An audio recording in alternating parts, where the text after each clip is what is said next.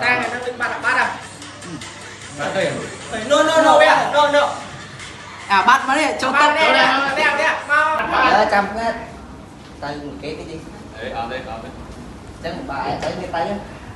van mau chia តាមវិញគឺជាចំណុចចាប់ផ្ដើមជារឿយៗគ្រឿងស្រវឹងតែបន្លំខ្លួនក្រោមរូបភាពជាការកំសាន្តការបំបត្តិ stress ឬការចូលរួមក្នុងសង្គម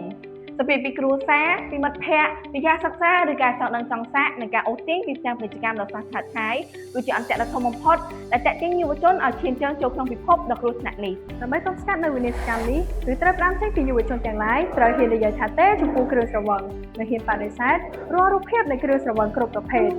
រួចងាកមកអភិវឌ្ឍសមត្ថភាពតាមរយៈការលេងកីឡាឬការសិក្សាជាដើមហើយក៏ទាមទារឲ្យមានកិច្ចសហការពីរាជរដ្ឋាភិបាលវេទិកា Digital និងសហគមន៍ទាំងមូលផងដែរការអនុវត្តវិធានការរឹតបន្តឹងនិងការបង្កើតបរិយាកាសសុវត្ថិភាពសម្រាប់យុវជននឹងជួយកសាងសង្គមប្រកបដោយសុខុមាលភាពនិងនិរន្តរភាពនៅពេលអនាគត